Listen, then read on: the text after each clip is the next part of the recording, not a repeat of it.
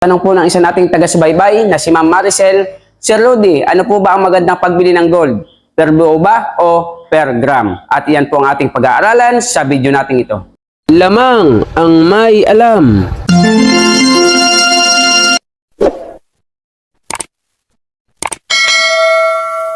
Magandang panahon po sa inyo mga kaibigan ko. Dito po sa ating channel, More Than Treasures.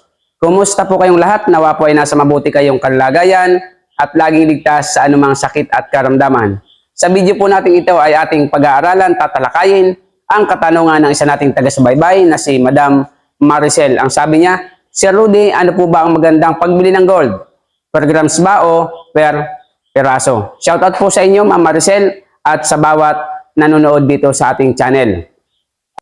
At tinanong ko po siya kung ano ba ang kanyang gagawin, kung siya ba ang magbebenta o siya ang bibili ng gold. Ang sabi niya, pareho daw po niyang gagawin. Siya ay mamimili at siya din po ay magbebenta. Meaning to say, ito po ay buy and sell ang kanyang plano.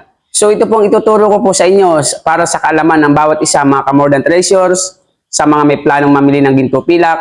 Wag na wag niyo pong iiwanan, wag na wag po kayong lalayo sa ating mga tutorial about po gold.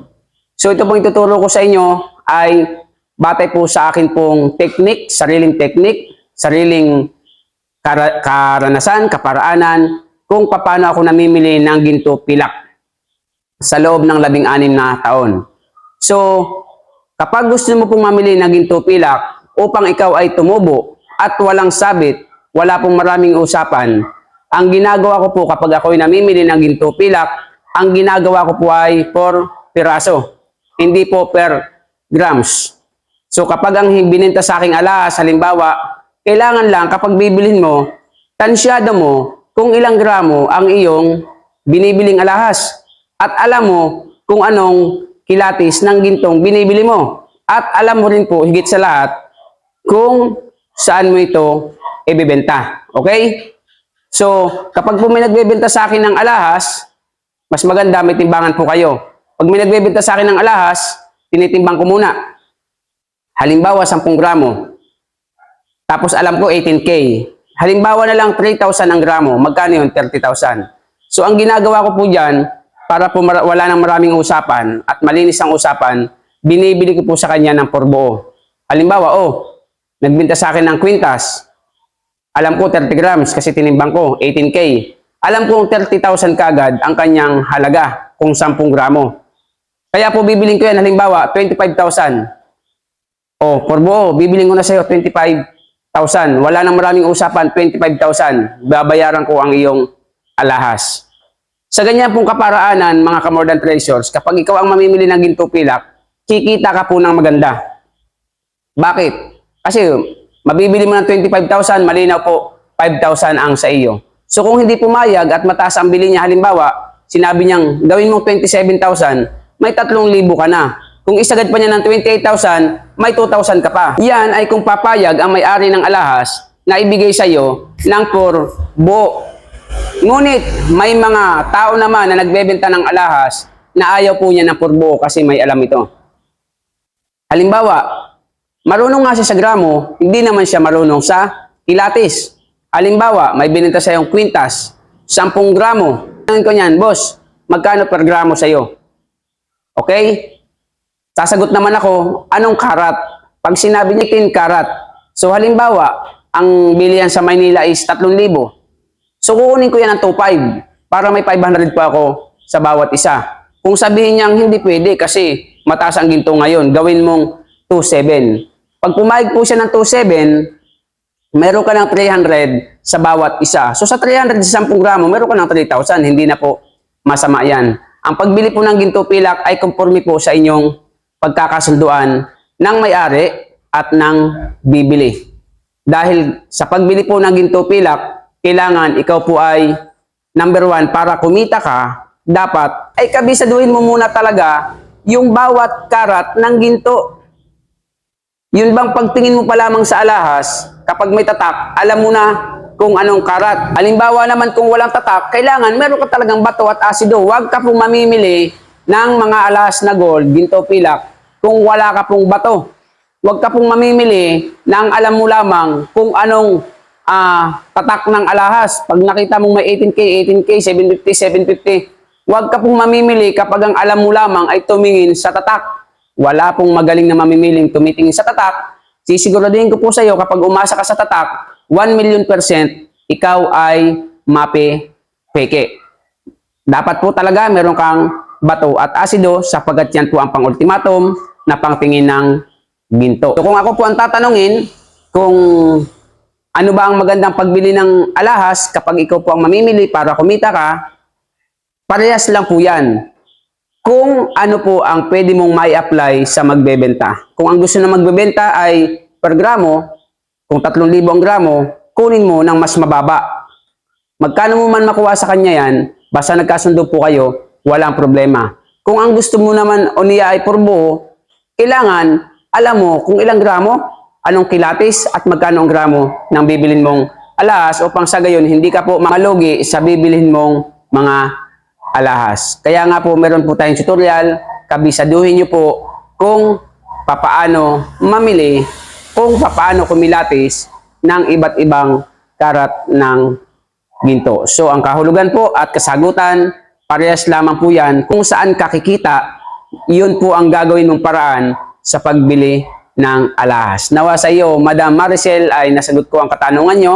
At sa mga bagong dating, kung nagustuhan nyo po ang ating channel, pakisubscribe nyo po ang ating channel, pakihit nyo po notification bell, lagay nyo po ay all, upang lagi po kayong update sa ating mga bagong videos. Kung may katanungan, comment po kayo sa comment section. At sa mabilis na usapan, kung kayo ay may mga isesend na picture at may katanungan, meron po tayong FB page, More Than Treasure. Sa mga request po ng bato at asido, doon po kayo sa akin makapag-usap sa FB page po natin. Huwag po dito sa ating YouTube. So, nawa po ay may natutunan na naman kayo sa ating video. See you on our next video. God bless po. Lamang ang may alam.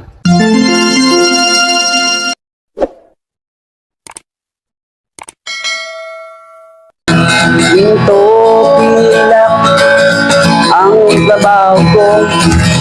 Pagpilatis ng ginto, eksperto ko.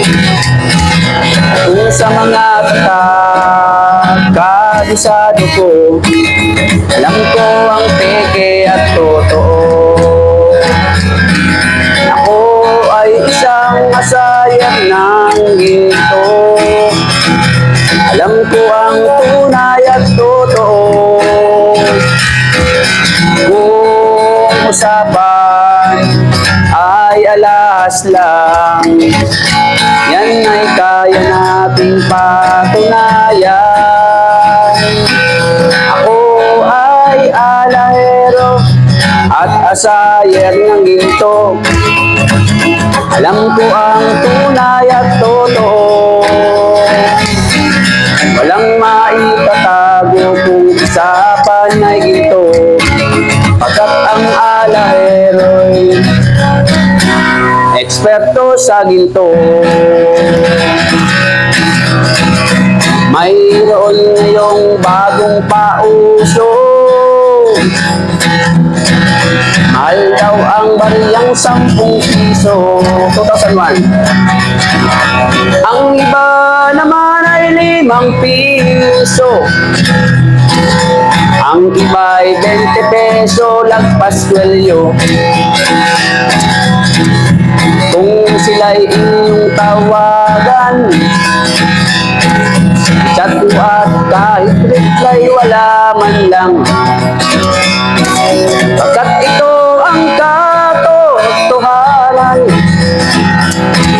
sa usapang barya sila'y walang alam. Ginto pilak ang trabaho ko. Pagpilatis ng ginto'y eksperto ko. At kung sa mga ay kabisado ko, alam ko ang peke at totoo.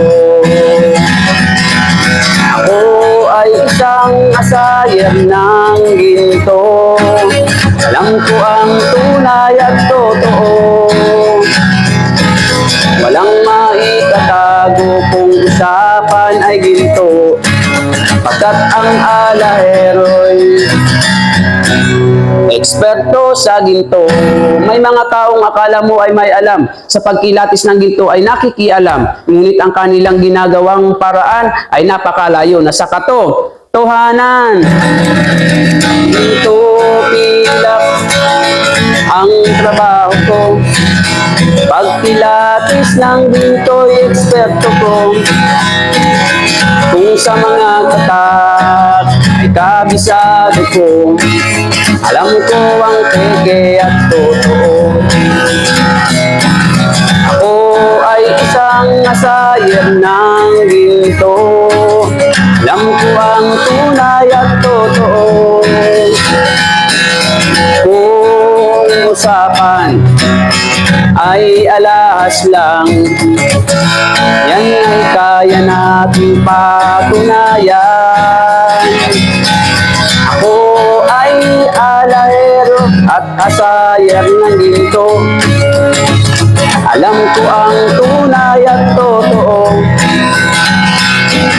Walang maitatago kung usapan ay ginto, pagkat ang alahero'y eksperto sa ginto.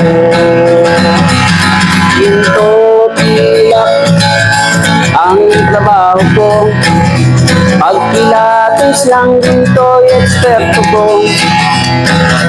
Kung sa mga tatak ay kabisado ko, alam ko ang peke at totoo. Ako ay isang asayer ng ginto. Alam ko ang tunay at totoo. Walang maitatago kung usapan ay ginto, pagkat ang alahero'y eksperto sa ginto. Pagkat ang alahero'y eksperto sa ginto.